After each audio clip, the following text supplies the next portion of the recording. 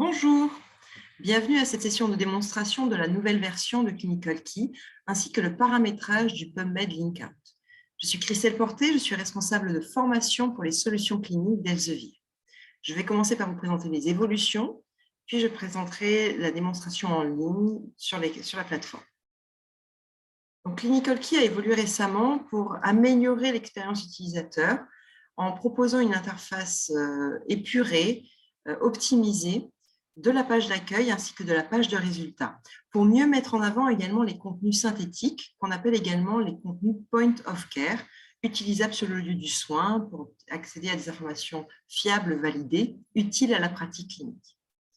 Donc, voici l'ancienne version de la page d'accueil de Clinical Key, et la nouvelle version garde le moteur de recherche au centre de l'écran et met mieux en avant les contenus synthétiques qu'on appelle point of care, donc des contenus utiles pour accéder à des informations récentes, fiables et validées pour conforter vos décisions cliniques. On retrouve des synthèses cliniques, l'encyclopédie médico-chirurgicale, les monographies médicamenteuses, ainsi que les recommandations de bonne pratique. Sur la page d'accueil, vous avez accès également à des contenus longs pour approfondir vos connaissances, les ouvrages de référence, les revues, mais également des vidéos de procédures médicales et chirurgicales, ainsi que des contenus multimédia. Je vais vous montrer ça directement sur Clinical Key. Donc, clinicalkey.fr pour accéder à cette base de données bilingue. Donc là, vous pouvez vous connecter à votre compte personnel ou vous inscrire si vous ne l'avez pas déjà fait. Votre compte personnel vous permet de bénéficier des fonctionnalités avancées de sauvegarde de contenu, de sauvegarde d'images pour les exporter sur PowerPoint pour un cours, d'activer l'accès distant pour vous connecter à domicile, mais également avec votre smartphone sur le lieu du soin, de sauvegarder votre historique de recherche et les recherches sauvegardées. Donc, je vous invite fortement à créer votre compte personnel et à activer l'accès distant. Voici la page d'accueil qui est épurée. On a des cartes de présentation des différents types de contenus, principalement en premier les contenus synthétiques, donc des synthèses cliniques evidence-based medicine, qu'on appelle des clinical overview et que je vous présenterai, pour accéder à des informations fiables, validées et récentes pour conforter votre décision clinique, diagnostic, traitement. L'encyclopédie médico-chirurgicale pour voir l'état de l'art de la spécialité actuelle en français. 2 bases médicamenteuses Gold Standard en anglais et Teriac en français, et les recommandations de bonne pratique de nos partenaires, les sociétés savantes françaises, internationales, la Haute Autorité de Santé.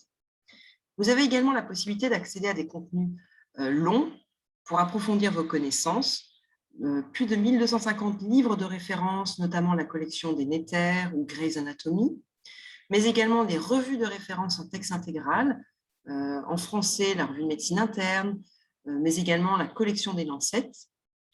Également, vous avez accès à des vidéos de procédures médicales et chirurgicales pour actualiser vos connaissances sur ces procédures et de nombreux contenus multimédia qui sont très utiles pour mettre à jour vos présentations pour un staff, un cours ou un congrès. Donc, si vous cliquez sur la carte EMC, vous accédez à la liste des traités EMC disponibles en texte intégral sur Clinical Key, avec la possibilité d'accéder aux différentes thématiques et d'accéder aux articles en texte intégral. Vous pouvez vous inscrire pour recevoir le sommaire des mises à jour des articles, des mises à jour trimestrielles, en étant connecté à votre compte personnel.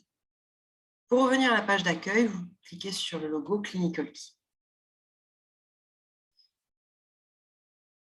Donc, on a ici la barre de recherche principale qui vous permet de faire des recherches par concept clinique, à savoir des pathologies, des traitements, des symptômes, des médicaments. D'office, on cherche dans tous les contenus, mais vous pouvez faire une recherche ciblée uniquement dans les livres, les recommandations de bonne pratique, les essais cliniques. Donc là, on a également amélioré le moteur de recherche pour remonter plus spécifiquement les synthèses cliniques qui sont utiles pour la pratique clinique, pour conforter vos décisions cliniques. Si je commence à saisir ma recherche, j'ai des suggestions de concepts cliniques, mélatonine, mélanocytes, et je peux choisir le concept clinique mélanome. Alors, d'office, vous êtes redirigé vers la vue classique des résultats de recherche Clinical Key. Donc, on retrouvera sur la nouvelle vue également l'onglet de gauche pour affiner vos résultats en filtrant par langue, par type de contenu, par spécialité ou par date. Au centre, les résultats qui sont classés par pertinence d'office, que vous pouvez également classer par date de publication. Et à droite de l'écran, vous retrouvez les synthèses cliniques pour les grandes pathologies, pour actualiser vos connaissances sur ces grandes pathologies.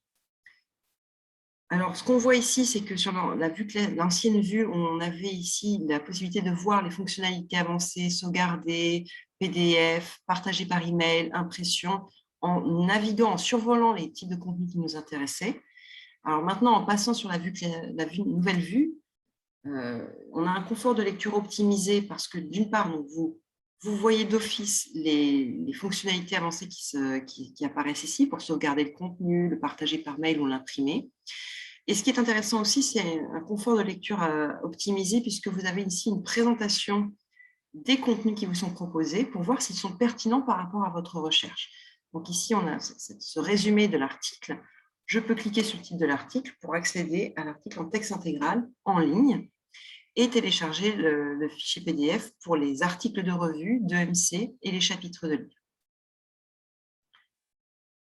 Je reviens au résultat en cliquant sur ce bouton. Alors, je vous invite à donner votre avis sur les résultats de recherche qui vous sont proposés en répondant à ces deux questions. Est-ce que votre recherche portait sur une confirmation de décision clinique, confirmation de diagnostic ou de traitement, ou pour des informations approfondies pour actualiser vos connaissances? Et avez-vous trouvé les résultats satisfaisants, trop nombreux, non pertinents? Vous pouvez même ajouter un commentaire. Plus vous nous ferez part de vos retours, plus nous améliorerons la plateforme et les résultats de recherche. Donc, autre évolution de la plateforme, c'est que vous avez ici des raccourcis avec des codes couleurs pour accéder aux parties des synthèses cliniques evidence-based qu'on appelle les clinical overview, la partie résumé, diagnostic, bilan de santé et traitement. Donc, si je clique sur le bouton diagnostic, j'accède à cette synthèse clinique evidence-based qu'on appelle clinical overview, à la partie diagnostic avec les causes et facteurs de risque, mais également la partie donc bilan de santé vous renvoie vers procédure diagnostique avec des recommandations de tests de laboratoire, d'imagerie médicale, de procédures. Vous retrouvez également les diagnostics différentiels avec des illustrations et une description des diagnostics différentiels des plus communs aux plus rares. Et la partie traitement, le bouton vert vous renvoie vers cette partie options thérapeutiques, qu'elles soient médicamenteuses ou non médicamenteuses. Nos auteurs sont des experts dans leur domaine, ils se basent sur leur expérience, mais également les articles, les recommandations de bonnes pratiques et autres références qui sont indiquées ici. Donc, on voit ici dans View une référence et en cliquant sur ce lien référence, le document qui a été source de leurs recommandations, de leur synthèse. Donc, vraiment, c'est un contenu très utile pour la pratique clinique, pour actualiser vos connaissances et conforter votre diagnostic. Je vous invite à cliquer sur l'étoile pour sauvegarder cette synthèse clinique et la retrouver plus tard dans votre liste de lecture personnalisée. Donc pour cela, il faut être connecté à votre compte personnel pour pouvoir sauvegarder, partager par mail, etc. Donc voici cette nouvelle présentation, cette évolution de Clinical Key, pensée pour optimiser l'utilisation de Clinical Key. Je vais à présent vous montrer le paramétrage du PubMed Link Count, c'est-à-dire le lien de Clinical Key vers PubMed, mais également de PubMed vers Clinical Key. Donc, lorsque vous faites une recherche, vous pouvez cibler dans les revues ou dans certains types de contenus, essais cliniques, revues, recommandations, etc., pour faire une recherche ciblée dans un type de contenu. Pour cette recherche, je vais approfondir. Il y a actuellement des tests de vaccins contre le cancer, notamment contre le mélanome, notamment par BioNTech, qui teste actuellement en essai clinique son nouveau vaccin BNT 111. Donc, si je fais une recherche avancée, concept de multi-concept, vaccin mélanome, je vais obtenir des résultats plus ciblés, uniquement provenant des revues. Donc là, ce qui est intéressant, c'est que vous avez 1874 résultats.